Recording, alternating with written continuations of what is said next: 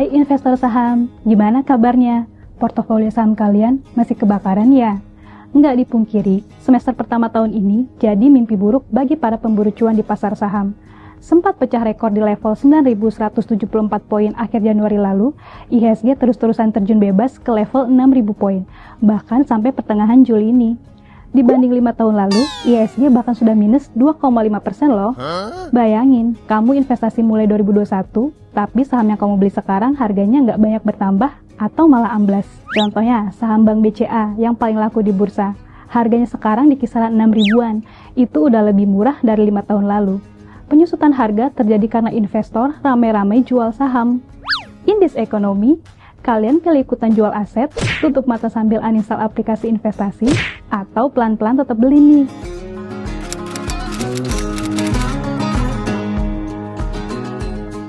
Tengok ke belakang, kenapa sih pasar saham anjlok parah setengah tahun terakhir? Sejak awal tahun, ada pengumuman MSCI, lembaga penyedia indeks saham global, yang membekukan penyesuaian indeks saham Indonesia. Mereka meragukan transparansi dan likuiditas perdagangan saham di bursa kita. IHSG yang baru pecah rekor tertinggi pun mendadak turun karena banyak investor langsung bingung dan ketakutan. Menyusul MSCI, lembaga penyedia indeks lain ikut-ikutan mempertimbangkan kondisi pasar modal kita belakangan, termasuk S&P Dow Jones Indices yang memasukkan Indonesia dalam daftar pemantauan reklasifikasi pasar pada 2027. Tekanan kemudian bertambah akibat perang di Timur Tengah. Harga minyak dunia sempat naik tajam, pasar pun khawatir inflasi kembali meningkat. Di dalam negeri sendiri, rupiah juga melemah, bahkan sempat melewati Rp18.000 per dolar AS. Bank Indonesia akhirnya menaikkan suku bunga cukup agresif untuk menjaga stabilitas rupiah. Masalahnya, bunga yang lebih tinggi biasanya juga membuat aktivitas ekonomi dan investasi menjadi lebih lambat. Faktor-faktor inilah yang membuat IHSG tertekan selama 6 bulan beruntun. Ini jarang banget terjadi dalam sejarah pasar modal Indonesia.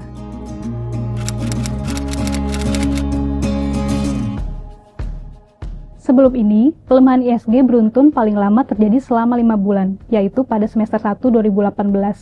Kebetulan, saat itu ada fenomena krisis ekonomi global karena pengetatan moneter dunia. Waktu pandemi COVID pun, IHSG cuma ambrol 3 bulan berturut-turut dari Maret 2020. Selebihnya, IHSG naik signifikan didorong peningkatan investor retail domestik.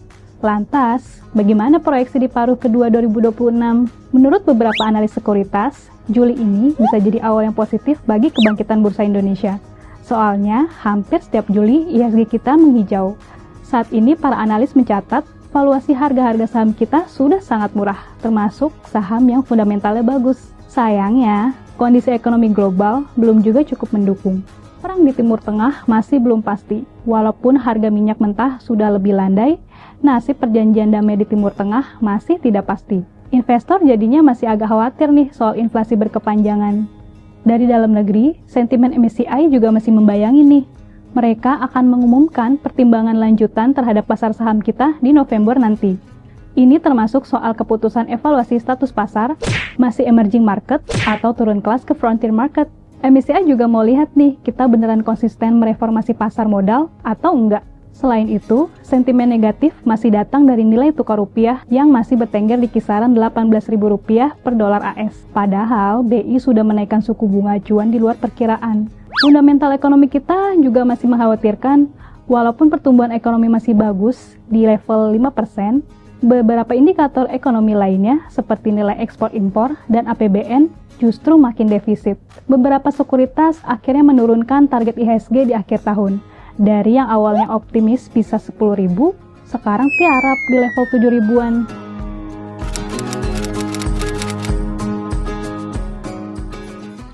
Terus, investor retail harus ngapain? Di semester kedua ini, mestinya bukan lagi soal berburu cuan instan, tapi tetap taktis memanfaatkan murahnya saham. Sektor-sektor yang punya arus kas kuat dan sensitif terhadap pemulihan ekonomi, seperti perbankan, masih akan menjadi pemimpin utama pemulihan pasar. Fundamental industri perbankan dinilai tetap solid, tercermin dari profitabilitas yang terjaga. Saham sektor konsumsi yang cepat habis juga diperkirakan tetap berdaya tahan, karena permintaan domestik cenderung stabil. Ini membuat saham-saham konsumer berpotensi menjadi pilihan defensif bagi investor yang ingin mengurangi volatilitas. Sebaliknya, sektor komoditas dan properti sepertinya belum jadi pilihan oke untuk dapat keuntungan jangka menengah.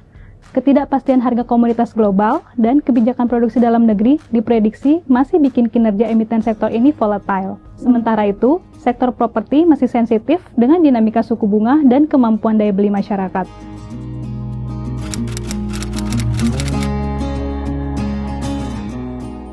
Pasar modal pada semester 2 ini tetap bakal menguji nyali sekaligus kecermatan para investor. Potensi pemulihan di sektor tertentu jelas ada, tapi sentimen pasar yang masih rapuh tetap nggak bisa kita abaikan. Kebijakan stimulus domestik dan dinamika ekonomi global masih bakal mempengaruhi pergerakan IHSG. Nah, kabar baiknya, buat kalian yang punya modal dingin, ini bisa jadi waktu yang pas buat mulai nyicil beli saham berfundamental bagus. Mumpung harganya masih diskon. Yang penting, kalian harus tahu kebutuhan dan kemampuan menghadapi risiko terburuk.